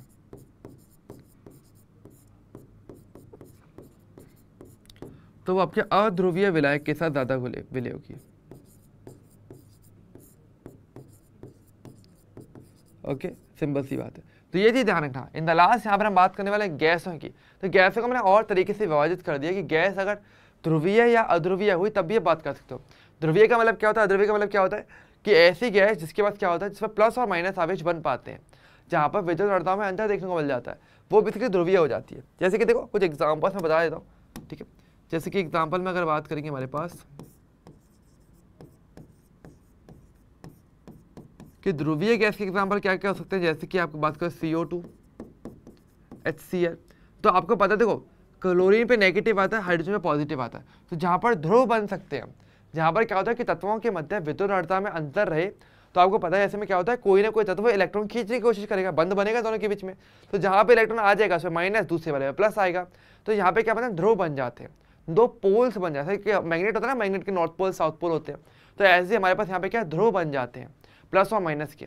तो ये जो गैसें होती हैं ये काफ़ी ज़्यादा विलय होंगी समान प्रकार के विलायक के अंदर, ध्रुवीय विलायक के अंदर। ठीक है, ऐसे। अच्छा, ध्रुवीय विलायक का कोई एग्जाम्पल की बात करें तो अगर मैं बात करूँ हमारे पास कोई भी ध्रुवीय विलायक का एग्जाम्पल, तो मैं सिंपल से एग्जाम्पल ले सकता हूँ H2O का। H2O क्या होता है मेरा, एक ध्रुवीय विलायक है ना, क्योंकि ऑक्सीजन और हाइड्रोजन दोनों की विद्युत में अंतर ज़्यादा होता है, तो यहाँ पे भी प्लस माइनस वाला कॉन्सेप्ट आ जाता है, ऑक्सीजन पे माइनस और हाइड्रोजन पे H प्लस आता है ना। अच्छा, अब देखो समझो। अच्छा, इसी प्रकार से देखो अध्रुवीय गैस अध्रुवीय विलायक में आएगी। अध्रुवीय गैस कैसे हो सकती है, जैसे कि आप बोल सकते हो आपका O2 N2 H2, जहाँ पे दोनों ही जो कण हैं, जो भी गैस का अणु है, उसमें समान प्रकार के और तत्वों से मिलकर बन रहा है, समान प्रकार के परमाणु से मिलकर बनी है, तो आपके अध्रुवीय हो जाएगी। क्योंकि आपको पता है कोई भी किनारा तो इलेक्ट्रॉन खींचेगा ना कोई देगा, दोनों एक जैसे हैं। अच्छा, इस प्रकार से। और अध्रुवीय विलायक की बात करेंगे, जैसे कि हम बात करते हैं बेंजीन। बेंजीन आपका अध्रुवीय विलायक है ना? तो ये आपका इसमें आ जाएगा, या फिर आपका CCl4 आ जाएगा। तो ये भी आपका अध्रुवीय रह जाता है टू द लास्ट, ठीक है। तो ये इसमें ज़्यादा विलय हो पाती है, तो यहाँ पर आपको ये चीज़ देखनी पड़ती है। ओके, ये रहेगा। अच्छा, यहाँ पर देखो हमारे पास और भी चीज़ें आती हैं। ओके, क्या क्या आता है हमारे पास, देखिए एक बहुत ही अच्छा क्रम आपसे पूछा जा सकता है, वो क्रम पूछा जाता है कि आपके पास जल के अंदर विलयता क्या है। क्योंकि तो मोस्टली केसेस में देखा जाए तो हम जानते हैं कि जो जल है, अगर हम बात करें जल, तो जल हम जानते हैं कि हमारा सार्वत्रिक विलायक है। ओके, इसके अंदर काफ़ी सारी चीज़ें घुल सकती हैं। जल की बात करें तो जल एक ऐसा अपना विलायक है कि जो अकार्बनिक है, तो अकार्बनिक को तो विलय करेगा, लेकिन साथ में कार्बनिक यौगिक भी इसके अंदर विलय हो जाते हैं। तो जल बहुत अधिक अच्छा विलायक का कार्य करता है, चाहे वो कार्बनिक यौगिक हो चाहे वो अकार्बनिक हो, सभी के लिए विलायक है। ऐसा क्यों हो पाता है, क्योंकि जो जल होता है ना, जल के अंदर क्या होता है, H बॉन्डिंग के कारण।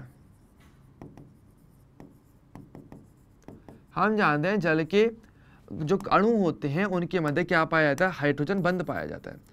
तो हाइड्रोजन बंध के कारण क्या होता है हमारे पास, हाइड्रोजन बंध के कारण इसकी विलेयता ज़्यादा अच्छी रह जाती है, कि यहाँ पे हाइड्रोजन बंधन देखने को मिल जाता है, जिस कारण से कार्बनिक यौगिक हो चाहे वो अकार्बनिक हो, वो इसमें इजीली विलय हो पाता है। तो हाइड्रोजन बॉन्डिंग इसका बहुत ही मेन रीज़न है। तो यहाँ पर आपसे विलेयता का क्रम आपसे पूछ सकते हैं, तो वो मैं आपको बता देता हूँ।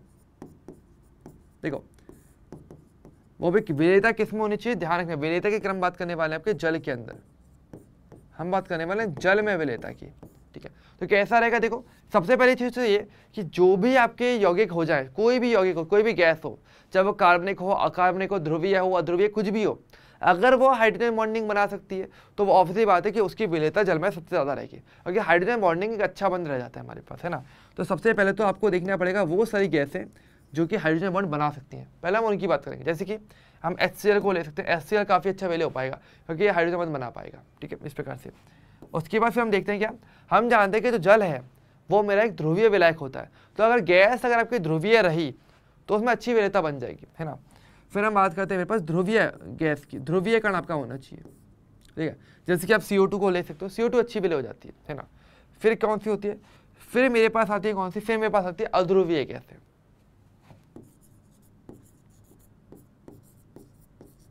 ठीक है। और लास्ट में मेरे पास आती है अक्रिय गैस,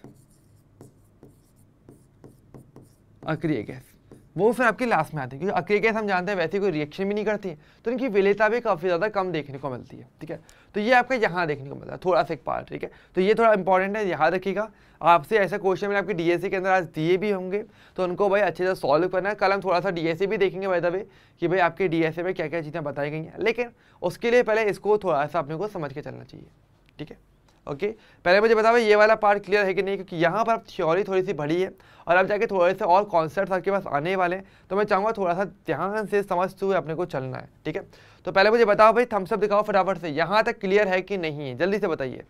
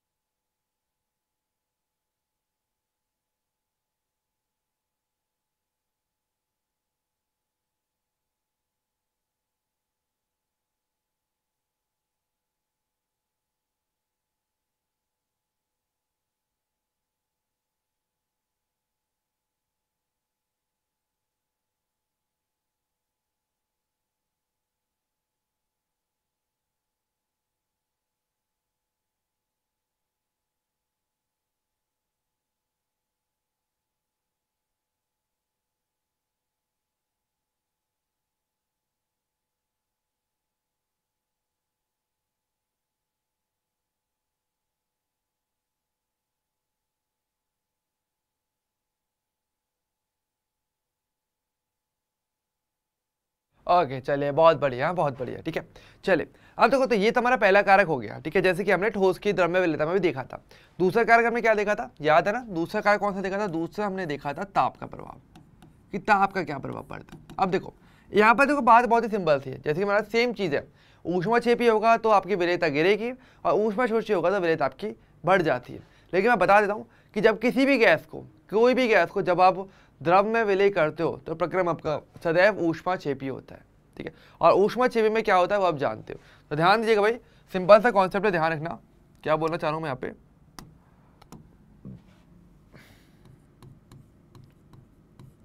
कि गैस की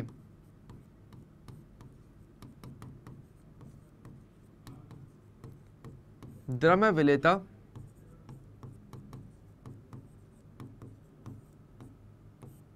ऊष्माक्षेपी प्रक्रम होता है। तो आपको पता है कि अगर प्रक्रम ही ऊष्माक्षेपी है तो क्या बात होगी, वो हम ऑलरेडी ठोस में देख चुके हैं। तो ठोस में जो कॉन्सेप्ट आएगा, कॉन्सेप्ट तो बदलेगा नहीं। तो यहाँ पर वही बात आती है कि अब ऐसी स्थिति में देखो फिक्स है, अगर आप ऐसे में बोलो कि अगर आप ताप विलेयता की बात करेंगे तो मैं ये कह सकता हूँ, यहाँ पे सिंपल सी बात है, यहाँ तो मुझे सोचने की जरूरत नहीं कि ऊष्माशोषी में क्या होगा। सिंपल सी बात है, विलेयता जो है वो आपके तापमान के व्युत्क्रमानुपाती होगी। अगर आप तापमान को बढ़ाओगे तो ऑब्वियसली बात है विलेयता आपकी गिर जाती है ना, विलेयता आपकी कम हो जाती है, ठीक है। अच्छा, इसको तो ऐसे भी समझ सकते हो, जैसे कि कोल्ड ड्रिंक का एग्जांपल लेके चलते हैं, ठीक है। पहले तो मुझे बताओ ये फटाफट से, कोल्ड ड्रिंक पीते हो नहीं पीते हो, छोड़ रखिए तो अच्छी बात है, नहीं पीनी चाहिए, शरीर खराब कर देती है in the last long term में, है ना। लेकिन चलो फिर भी एक्सपेरिमेंट के लिए पीनी पड़ती है, दान देना पड़ता है, सेक्रीफाइस करना पड़ता है, तो थोड़ा सेक्रीफाइस करना। और आपको एक बहुत ही अच्छा एक्सपेरिमेंट करवा रहा हूँ, करना जरूर कर जाके। आप क्या करना, 2 कोल्ड ड्रिंक की बोतल खरीदना, ओके, एक नहीं 2, कोई भी ले लेना, 2 कोई सी भी ले लेना, 20 वाली कोई भी ले लेना। अब एक कोल्ड ड्रिंक को क्या करना, आप फ्रिज के अंदर रखना, फ्रीजर के अंदर, और एक कोल्ड ड्रिंक को बाहर रखे रहता है इस गर्मी के अंदर, ठीक है। तो क्या होगा, एक मतलब दोनों का टेम्परेचर अलग अलग हो जाएगा, एक का तापमान रहेगा बहुत कम और एक कोल्ड ड्रिंक का तापमान रहेगा बहुत ज़्यादा। जब आप कोल्ड ड्रिंक जिसका तापमान बहुत कम है जब फ्रिज से निकाल के पियोगे तो आपको पता चलेगा कि देखो आपको बहुत ज़्यादा ऐसा करंट आएगा, काफ़ी ज़्यादा CO2 गैस काफ़ी ज़्यादा फील होगी। अगर हम जानते हैं इंदला CO2 जो थी वो उस कोल्ड ड्रिंक के अंदर घुली हुई है काफ़ी ज़्यादा, है ना, जिस वजह से जब पी रहे हो तो वो CO2 भी हमारे जीभ के ऊपर आ रही है, जैसे कि हमें वो सारी जो सेंसेशन होती है वो सारी उसी रीजन से होती है ना, कि हमें करंट सा फील होता है। लेकिन मान लो आप उस ठंडी कोल्ड ड्रिंक की जगह पर अब क्या करना, अब आप बाद में उस गर्म वाली कोल्ड ड्रिंक को पीना, तो अब आपको ऐसा कुछ नहीं लगेगा, आपको लगेगा कि आप बस पानी पिए जा रहे हो, वो भी थोड़ा सा ऐसे खट्टा सा पानी, थोड़ा सा मीठा सा पानी लगेगा, हल्का हल्का खट्टा मीठा सा पानी, वैसा फील आएगा, है ना। तो आपको पर वो झंझनाहट जो है आपकी जीभ पे वो आपको नहीं लगेगी। अब क्यों नहीं लगेगी, इसका रीज़न ये होता है कि जो CO2 थी जो अंदर घुली हुई थी, क्योंकि तापमान बढ़ गया। नॉर्मली फ्रिज से जब आपने बाहर निकाल के रखी एक कोल्ड ड्रिंक को तो क्या होगा, उसका तापमान तो बढ़ गया ना, तो CO2 जो अंदर उस विलयन के अंदर उपस्थित थी, उस विलायक उस कोल्ड ड्रिंक के अंदर उपस्थित थी, वो असल में बाहर निकल गई। अब बाहर निकल कहाँ जाएगी, ऊपर जो खाली जगह थी वो वहाँ पर जाकर के इकट्ठी हो गई। तो CO2 जब अंदर घुल ही नहीं पाई, जब अंदर उपस्थित नहीं रह पाई, तो आपको वो झंझनाहट भी महसूस नहीं होती। तो वही वाली बात है कि तापमान अगर बढ़ता है तो गैस की विलेयता जो है द्रव के अंदर वो कम हो जाती है। तो गैस जो अगर द्रव के अंदर विलय करनी है तो मतलब आपको तापमान कम करना पड़ता है, ताकि गैस इजीली आपकी बैठ जाए, ठंडी हो जाए धीरे धीरे करके, और वो उस द्रव विलयन के अंदर आ जाए, ठीक है।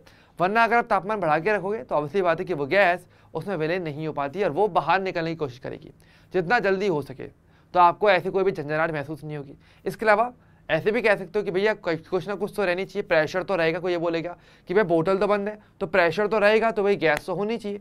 तो पर मैं बोलता हूँ भाई जैसे ही बोतल खोलोगे गैस तुरंत बाहर निकल जाएगी 1 सेकंड में, वो ज़्यादा देर के लिए विलय नहीं रह पाएगी। वही वाली बात है ना।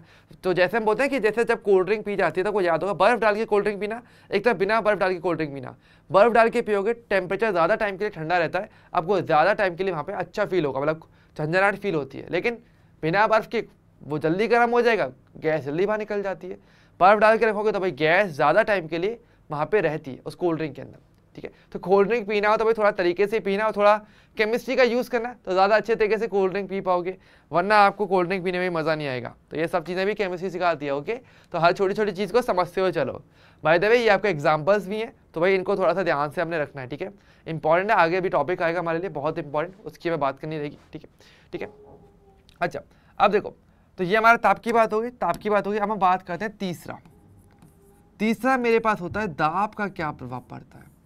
अब देखो ये हमारे लिए इंपॉर्टेंट है, जैसे कि मैंने बताया था कि दाब का प्रभाव हमारे लिए इंपॉर्टेंट है। देखो क्योंकि अगर देखा जाए कि वो गैस दाब डालती हैं वो दाब के द्वारा प्रभावित होती हैं। तो ये अब हमारे लिए थोड़ा सा इंपॉर्टेंट रह जाता है, ठीक है। तो अब इसको अब थोड़ा सा ध्यान से समझना, और ये हमारा इसका लास्ट टॉपिक रहेगा। हालांकि इसमें बहुत सारी डिटेलिंग रहेंगी, कुछ क्वेश्चंस भी हम देखेंगे अगर टाइम रह गया तो, ठीक है। वरना आज के डीएससी में आपको इसके क्वेश्चंस मिलेंगे और काफ़ी अच्छे क्वेश्चंस हैं, तो आपको इनको ज़रूर सॉल्व करना रहेगा, ठीक है। तो समझो दाब का प्रभाव क्या पड़ता है, कॉमन सेंस लगाते कि देखो, जैसे कि मान लो मैंने एक बीकर लिया, इस प्रकार से बीकर लिया, बीकर के अंदर मैंने क्या किया, बीकर के अंदर मैंने बेसिकली यहाँ पे जल को भरा हुआ है, कोई भी एक विलायक है, मैंने यहाँ पे द्रव विलायक को यहाँ पे इस प्रकार से भरा हुआ है, ठीक है। अब भाई ऑब्वियसली बात है कि मुझे क्योंकि यहाँ पे गैस को विलय करना है, तो मैं यहाँ पे एक पिस्टन लगा देता हूँ, इस प्रकार से पिस्टन लगा दिया, और मान लेते कि हमारे पास यहाँ पे इस प्रकार से गैस उपस्थित है।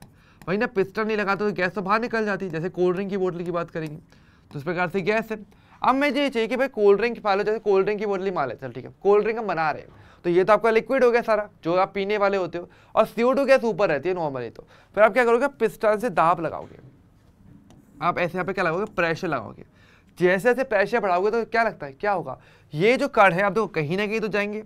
अब ऐसे में क्या होगा, ये जो पिस्टन है वो धीरे धीरे करके नीचे आने की कोशिश करेगा। अब नीचे आने की कोशिश करेगा तो भाई जो गैस के कण थे उनके पास तो क्या ज़्यादा प्रेशर पड़ेगा, तो क्या होगा, कहीं ना कहीं तो जाएंगे। और हम जानते हैं चाहे वो द्रव के कण क्यों ना हो, द्रव के कणों के मध्य रिक्त स्थान पाया जाता है। ठोस के कणों के मध्य नो डाउट बहुत कम रिक्त स्थान होता है, लेकिन द्रव के कणों के मध्य वो थोड़े दूर दूर रहते हैं ना, तो जगह बीच में रहती है। तो ये जो गैस के कण होते हैं वो धीरे धीरे करके इस द्रव के अंदर जाने की कोशिश करते हैं, और बहुत अधिक प्रेशर पे क्या होता है, ज़्यादा जो गैस है वो कहीं ना कहीं इस विलायक के अंदर आ जाती है।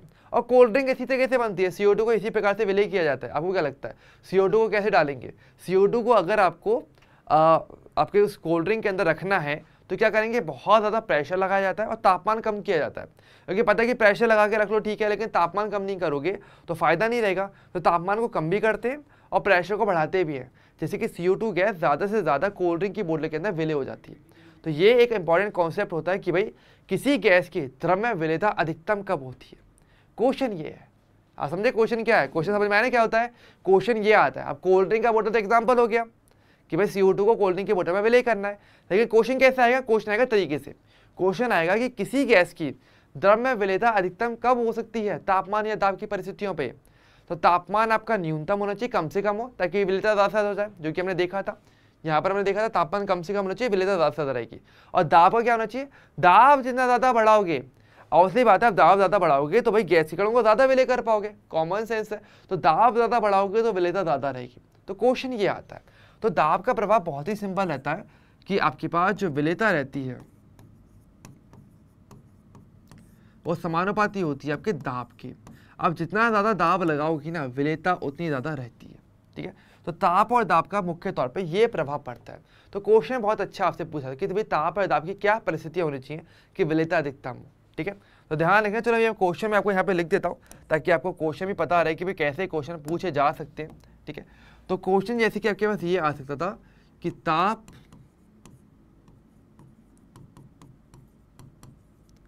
तथा दाब की परिस्थितियां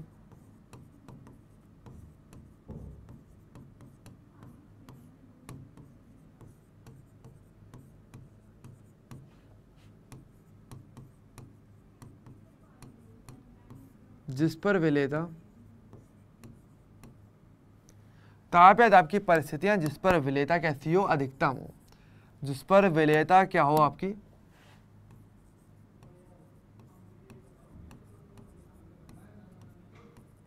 अधिकतम हो। तो कब देखने को मिलता है, जब आपका तापमान हो कम से कम न्यूनतम और दाब हो आपका अधिकतम। तो इसका आंसर हमारे पास आता है कि आपके पास जो तापमान है वो आपका न्यूनतम होना चाहिए और दाब आपका अधिकतम या आपका अधिक होना चाहिए। अधिक बोलते हो, अधिकतम नहीं अधिक बोलते हैं। कंपेयर नहीं कर रहे तो न्यूनतम भी नहीं बोलते, न्यून बोलते हैं कि तापमान आपका न्यून होना चाहिए, मिनिमम होना चाहिए, और दाब आपका अधिकतम हो, अधिक हो। तो ऐसे में आपकी विलेयता ज़्यादा देखने को मिलती है, ठीक है। हालांकि देखो अब तापमान के बारे में तो चीज़ें बता पाना ईजी था, लेकिन दाब के लिए क्या था, थोड़ा सा और अच्छे तरीके से नियम दिए गए। और यहाँ पर बेसिकली हमारे पास हेनरी नियम आता है, और हेनरी नियम यही बताता है कि आपकी गैस की द्रव्य अगर विलेयता करवानी है तो ऐसे में दाब का क्या प्रभाव पड़ता है। तो उसके लिए फिर हेनरी नियम आता है, ठीक है। तो ये फिर हमारे लिए इंपॉर्टेंट रहता है। क्योंकि यहाँ पर फिर आपके पास फिर फॉर्मुलेज भी आते हैं, ठीक है। अब ये थोड़ा सा इंपॉर्टेंट पार्ट है, यहाँ पे अच्छे से ध्यान देना है अपने को, ठीक है। और नो डाउट मैं बोलता हूँ भाई आपके एग्जाम के अंदर भी यहाँ से काफ़ी अच्छे क्वेश्चन पूछे जा सकते हैं, मतलब क्वेश्चन पूछे जाने के चांसेस बहुत अच्छे रह जाते हैं, है ना। बिल्कुल सही, ओके क्लियर है। हाँ बिल्कुल सही बताया, तापमान मिनिमम प्रेशर मैक्सिमम, बिल्कुल सही बताया विकास आपने, ठीक है। तो देखो यही वाली बातें तो यहाँ पे क्या लिखी है, बहुत ही सिंपल सी बात लिखी है, आराम समझ जाओगे कि किसी भी नियत तापमान पे, अब वही वाली बातें हमें पता है तापमान भी प्रभाव डालता है और दाब भी प्रभाव डालेगा। तो भाई अगर आप एक बार में स्टडी कर रहे हो तो एक चीज़ की करो, बस और चीज़ कॉन्स्टेंट कर दो। तो यहाँ पे देखो पहले ही बोल दे तापमान में पहले से फिक्स कर चुका हूँ, मैं तापमान को कम नहीं करूँगा, बढ़ाऊंगा नहीं, जिससे कि अदर एक्सपेरिमेंट मेरा बदलेगा नहीं, उस पर प्रभाव नहीं पड़ेगा ना। तो नियत ताप पर किसी द्रव के निश्चित आयतन में घुल सकने वाली गैस की मात्रा उस द्रव के आंशिक दाब के समानुपाती होती है। अब देखो समझो इसका मतलब क्या, अब देखो समझो, यहाँ पर अपना डायग्राम चाहिए बहुत अच्छा था, तो चलो मैं आपको वही सेम डायग्राम जो पहले बनाया था वो फिर से बना के दिखा देता हूँ, क्योंकि मेरी ड्राइंग में वही हमें बहुत अच्छे से आता भी है, ठीक है। तो ये पिस्टन हो गया। अब देखो हमारे पास क्या है, अब हमारे पास ये आ जाता है कि मेरे पास ये तो क्या विलायक, ठीक है। अब देखो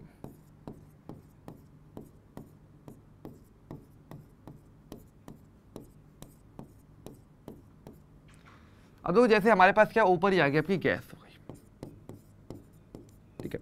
अब देखो आपको पता है गैस की काम क्या होता है, गैस का कार्य क्या होता है। चलो पिस्टन, चलो ठीक है पिस्टन की तरफ लगा हुआ है, उसको चलो मैं छेड़छाड़ नहीं कर रहा कि मैं अलग से कोई काम नहीं कर रहा हूँ, ठीक है। पिस्टन मेरा एक जगह पर फिक्स है, इन द लास्ट आपके पास एक फिक्स पोजीशन में दे दी। अब ऑब्वियसली बात है गैस क्या करेगी, तो गैस भी तो दाब लगाती है ना। आपको पता है गैस के कण भी लगातार पात्र की दीवार से टकराते हैं, जैसे कि बल लगता है और बल के द्वारा फिर दाब देखने को मिलता है, तो गैस दाब लगाने कार्य करती है। अब वही वाली बात है, गैस दाब लगाए तो गैस कहाँ पर दाब लगाती है, देखो गैस पात्र की पिस्टन पे दाब लगाएगी, गैस के कण दीवारों से टकराएंगे वहाँ पर दाब लगाएंगे, और इसके अलावा गैस के कण द्रव की सतहों से भी टकराते हैं और वहाँ पर भी दाब लगाते हैं, है ना। अब दाब लगाने से होगा क्या, ऑब्वियसली बात है अगर कोई चीज़ द्रव की सतह पर दाब लगाएगी तो कहीं ना कहीं द्रव की सतह में, द्रव के अंदर अगर कणों की मध्य जगह रहती है, जैसे कि रहती है, तो गैस के कण क्या करेंगे, दाब लगा करके द्रव के अंदर जा सकते हैं उस जगह पर जहाँ पर जगह खाली है। तो अगर दाब जितना ज़्यादा लगाएगी गैस, ऑब्वियसली बात है उतने ज़्यादा चांसेस हैं कि वो द्रव के अंदर जा पाएगी, ऑब्वियसली बात है। क्योंकि अगर गैस ज़्यादा दाब लगा, देखो कोई गैस तो कम दाब लगा रही है तो वो ज़्यादातर क्या है, इतना दाब लगा ही नहीं पाएगी कि वो द्रव के अंदर जा पाए। लेकिन अगर ये गैस ज़्यादा मात्रा में दाब लगाएगी, अच्छी खासी मात्रा में दाब लगाए, तो क्या होगा, ऐसे में इसकी विलेयता भी ज़्यादा होगी, यानी जितना ज़्यादा दाब लगाया जाएगा उतने ज़्यादा चांसेस रहेंगे कि गैस के कण इस विलयन के अंदर, इस विलायक के अंदर, इस द्रव के अंदर आकर के घुल जाएंगे, है ना। तो गैस के लगाया गया दाब इसकी विलेयता के जिम्मेदार रहता है कि कोई गैस ज़्यादा दाब लगाती है, कोई गैस कम दाब लगाएगी। तो ऐसे में कोई गैस खुद का कितना दाब लगा सकती है वो डिपेंड करवाएगा कि भाई कितनी गैस विलय हो पाएगी। तो यहाँ पर हम ये कहते हैं, तो यहाँ पर यही कहते हैं क्या कि आपके पास जो विलेयता होती है वो असल में समानुपाती होती है आपकी क्या, गैस के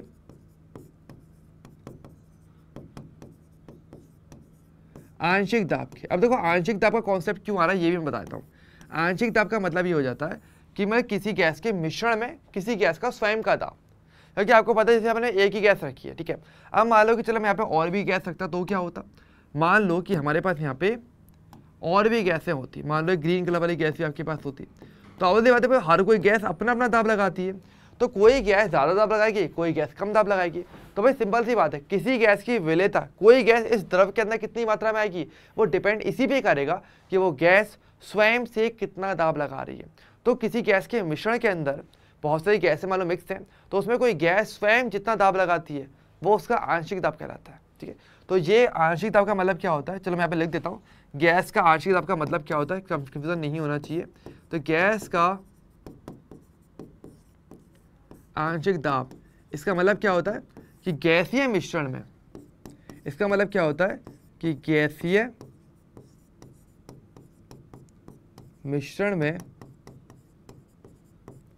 किसी गैस का स्वयं का दाब।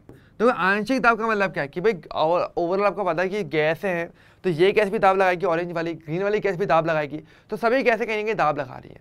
तो ओवरऑल आपको जब मेजर करेंगे, जब पूरा जब मापा जाता है कि कितना दाब लगा, तो वो टोटल दाब पता चलेगा। तो उसमें इस गैस का जो अंश है कि इस गैस के अंश के द्वारा जितना दाब लग रहा है वो बेसिकली उसका आंशिक दाब है, कि उसके हिस्से का दाब तो इतना था भाई, तो वो उसकी विलेयता को डिसाइड करेगा। ठीक है, तो ये चीज़ यहाँ पर आती है। ठीक है, तो कोई गैस जितना आंशिक दाब लगाती है उसकी विलेयता उतनी ज़्यादा रह जाती है। या फिर हम ऐसे बोलें, या तो ऐसे बोल दो, या फिर मैं उसे उल्टा करके बोल सकता हूँ, समानुपाती है, सिंपल सी बात है ना। तो यहाँ पर ये बोला जाता है अब, तो हमारे पास ये बोलता है कि अगर गैस का आंशिक दाब मान लो P है, किसी भी गैस का आंशिक दाब है, तो वो समानुपाती करवाएगा इसकी विलेयता पे, कि विलेयता ज़्यादा हो पा रही है, इसका मतलब क्या है कि वो गैस काफ़ी अधिक मात्रा में दाब लगा रही है। अब देखो विलेयता की बात करेंगे तो विलेयता का मतलब क्या है कि विलेय की मात्रा, विलेयता का मतलब क्या होगा कि विलेयता अगर ज़्यादा होगी तो मतलब कि विलेय की मात्रा ज़्यादा रहने वाली है, यानी कि सांद्रता जो रहेगी मेरे लिए ज़्यादा रहेगी। सिंपल सी बात है। विलेयता क्या डिसाइड करती है? विलेयता यही तो बताती है कि भाई आपके पास ज़्यादा विलेय घुल चुका होगा उस विलयन के अंदर, उस विलायक के अंदर, उस द्रव के अंदर, है ना। तो यानी कि ज़्यादा विलेयता का मतलब क्या है कि विलेय की मात्रा ज़्यादा रहेगी, और विलेय की मात्रा ज़्यादा रहने मतलब कि उसकी सांद्रता हमारे लिए ज़्यादा रहने वाली रहेगी। और यहाँ पर हम कौन सा सांद्रता पद यूज़ में लेते हैं? यहाँ पर हम सांद्रता पदों के तौर पर हम यूज़ लेते हैं आपके मोल अंश को, क्योंकि वो ईजी टू कैलकुलेट होता है। ओके, बहुत ज़्यादा प्रॉब्लम नहीं आती इसको कैलकुलेट करने में, इसलिए यहाँ पे सांद्रता पद के तौर पे मोल अंश का प्रयोग किया जाता है। तो हम क्या बोलते हैं, तो P गैस समानुपाती होता है उस गैस के मोल अंश के। ठीक है, और वो गैस का मोल अंश कहाँ पे रहेगा? उस इस विलयन के अंदर, इस गैस का जो मोल अंश है, ओके, उसके। और यहाँ पे जब समानुपाती का सिंबल हटाते हो तो आपको पता है बराबर का सिंबल लगाओगे, तो ऐसे में आपको समानुपाती स्थिरांक लगाना पड़ता है, जो लगाता है KH। ये बेसिक आपकी बात होती है। और KH क्या होता है? KH बेसिकली आपका होता है आपका हेनरी स्थिरांक। ठीक है, तो ये बेसिक हमारे पास क्या होता है आपका हेनरी का नियम आता है। तो हेनरी ने यही बोला कि भाई आपके पास चाहे गैस का मिश्रण हो, चाहे वो एक गैस हो, वो कितनी विलेय होगी उस द्रव विलायक के अंदर, वो डिपेंड करता है कि यहाँ पर वो कितना दाब ऊपर बनाती है। अगर अकेली गैस है तो उसका स्वयं का दाब देख लो, ओवरऑल दाब क्या है, और गैसों का मिश्रण है, बहुत सारी गैसें आ जाती हैं, तो उसका आंशिक दाब देख लो कि भाई वो कितना खुद का उसका दाब रहेगा, उस पर डिपेंड करेगा। दूसरी गैस के दाब से तो कोई लेना देना वैसे ही नहीं होता। अब ऑब्वियसली बात है, कोई गैस कितनी विलेय होगी वो खुद पर डिपेंड करता है ना। जैसे कि मान लो आप आपका पढ़ाई करते हो, तो आपकी पढ़ाई कितनी हो पा रही है वो डिपेंड करता है कि आप कितना स्टडी करते हो। मतलब आपके भाई या आपके बहन या आपके घर वाले, उस पर तो इफेक्ट पड़ता नहीं है, चाहे वो घर में आपके साथ रहते हो, लेकिन आपकी स्टडी पर केवल आपका कंट्रोल है, किसी और का कंट्रोल नहीं होता है ना। सेम इस तरीके से ले लो आराम से कि कोई गैस कितनी विलेय हो पाएगी वो डिपेंड करेगा उस गैस के ऊपर ही कि वो कितना दाब लगाएगी, है ना। जैसे अगर नीट है, अब नीट में अगर आपके मार्क्स आते हैं तो वो किस पे डिपेंड कर देंगे? प्रॉपरली आपके ऊपर कि आप कितनी मेहनत करते हो। जितनी मेहनत करोगे नीट में आपके मार्क्स भी उतनी ज़्यादा आएंगे, है ना। कम मेहनत करोगे, चांस है कि मार्क्स उतने ज़्यादा ना आ पाए। तो डिपेंडिंग, तो वही वाली बात, तो स्वयं पर डिपेंडेंसी देखनी पड़ती है। ठीक है, चाहे जो भी हो। ठीक है, अच्छा देखो, अब यहाँ पे देखो हमारे पास कुछ बातें और भी आती है, वो और हमें समझनी चाहिए। देखो पहली चीज़ तो क्या, KH होने को हेनरी स्थिरांक क्या है? हेनरी स्थिरांक का मतलब क्या है कि भाई ये स्थिर अंक होगा, लेकिन ध्यान रखना फिर भी ये कुछ बातों पर डिपेंड करता है। हेनरी स्थिरांक भी ध्यान से रखना, इंपॉर्टेंट बहुत ज़्यादा रह जाता है। कैसे? देखो अगर हम बात करेंगे KH, तो KH की अगर बात करेंगे तो ये भी दो बातों पर डिपेंड करता है। पहली बात तो ये KH जो है वो डिपेंड करता है आपके किस पे? गैस की प्रकृति पे।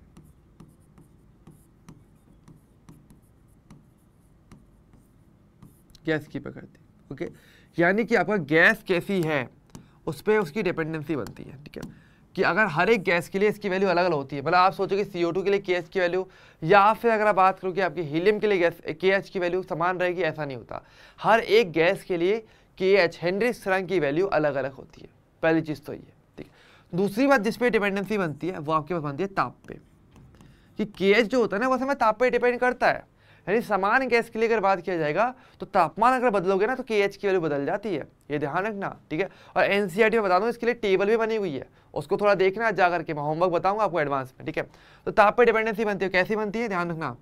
KH जो होता है ना, KH की जो वैल्यू होगी आप चेक करना, जो आपका हेनरी स्थिरांक होता है ना वो असल में ताप के समानुपाती भी होता है। ठीक है, कि तापमान बढ़ेगा तो KH की वैल्यू बढ़ती है, चाहे सेम गैस हो, समान गैस के लिए। यहां पर हम बात करने वाले हैं समान गैस के लिए।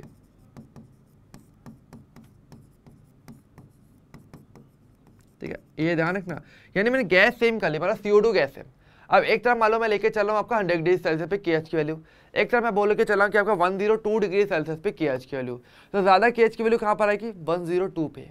गैस समान है, ध्यान रखना, तो KH की वैल्यू तापमान बढ़ने पे भी बढ़ती है।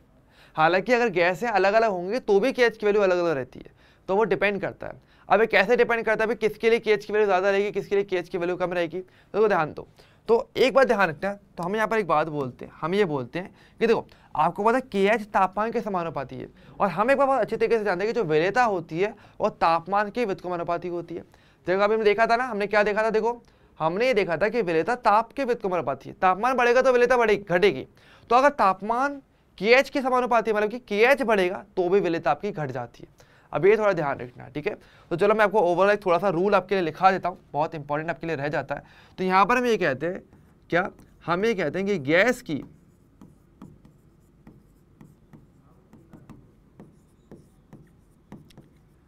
की द्रव्य वरीयता पहली बात तो समानुपाती होती है आपके दाब के, चलो ये तो अच्छी बात है, ठीक है।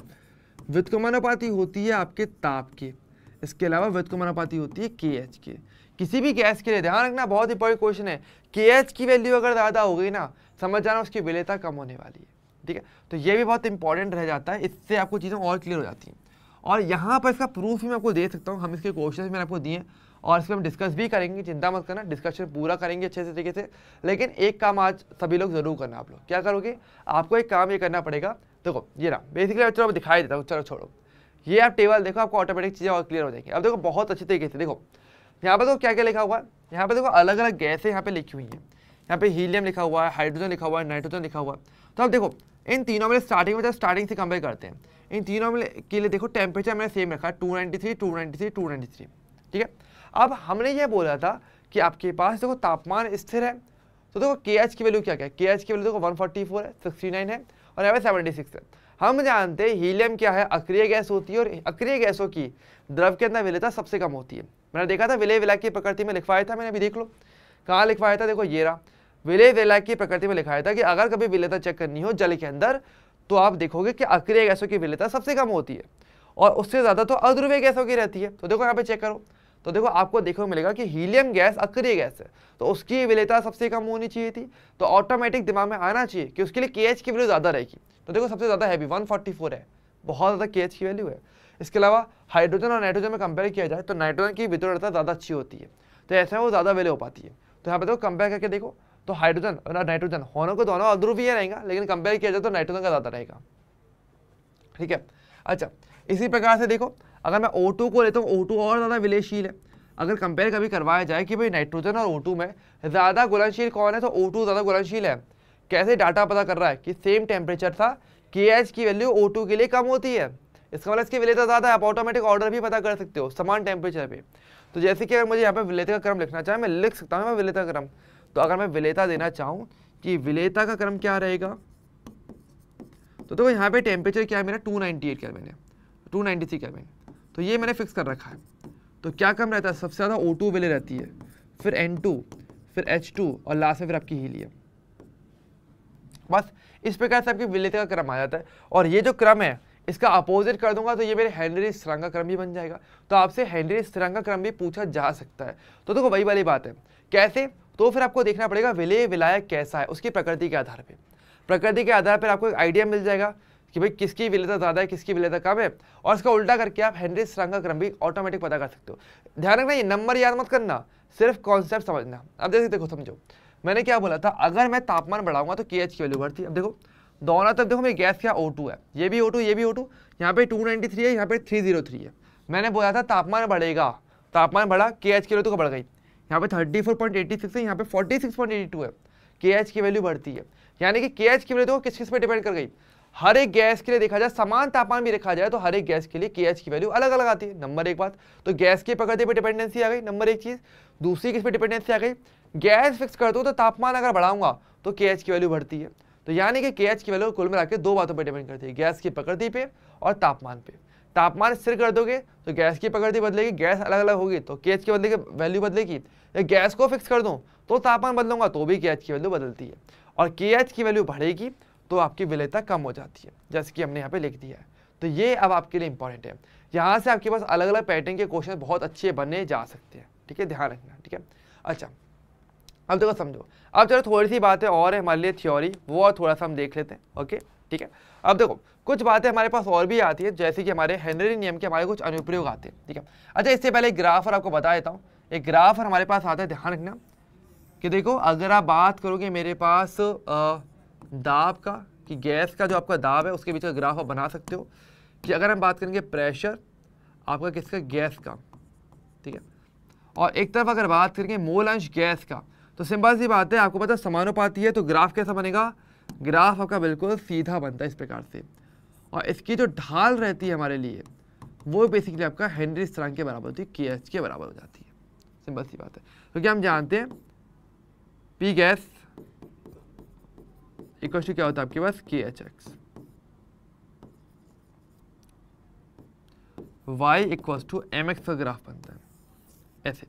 तो ये Y अक्ष पे आपका गैस आ गया दाब, X अक्ष पे आ गया आपका मोलांश, तो जो ढाल है वो KH के बराबर होती है। तो ऐसे भी आपको क्वेश्चन पे भी पूछा जा सकता है, ठीक है, तो ये ध्यान रखना इंपॉर्टेंट रह जाता है, ठीक है। अच्छा यहाँ पर भी ध्यान रखना, अगर गैस सेम है तो तापमान बढ़ाओगे तो क्या होगा, ढाल बढ़ती जाती है। तो जैसे कि मान लो ये आपको मैं 3 ग्राफ इसी के अंदर और दिखाता हूँ, एक ऐसा एक ऐसा, ठीक है। ये मान लो आपका T1 टेम्परेचर पे, ये आपका T2 पे है और ये आपका T3 पे है, और आपसे पूछा जाए कि भाई किसकी विलेयता ज़्यादा है, किसकी विलेयता कम है, या किसके लिए KH की वैल्यू ज़्यादा है, किसके लिए KH की वैल्यू कम है, तो ध्यान दो भाई इन तीनों में अगर देखा जाए, मान लो कि यहाँ पर T1 के लिए इसके KH की वैल्यू KH1 है, इसके लिए मान लो KH2 है, और इसके लिए मान लो KH3 है, और आपसे पूछा जाए किसका तापमान ज़्यादा है किसका तापमान कम है, तो कैसे बोलोगे, सिंपल सी बात है, KH1 KH2 KH3 में आप देख सकते हो, जैसे जैसे ऊपर जाते हो ये एंगल बढ़ेगा, और ये जो एंगल जो होता है आपका थीटा जिसको मैं बोलता हूँ, ये ढाल बताता है। तो इसका मतलब क्या है, एंगल बढ़ता जा रहा है, मतलब KH की वैल्यू बढ़ रही है, मतलब कि हम यहाँ पर क्लियरली पता कर सकते हैं कि KH1 ज़्यादा होगा आपकी KH3 सबसे ज़्यादा रहने वाला है। यहाँ पर अगर कंपेयर करके देखूँ तो आप ये क्लियरली बोल सकते हो कि भाई KH3 सबसे ज़्यादा है, फिर आपका हो जाएगा आपका KH2, फिर आपका हो जाएगा आपका KH1।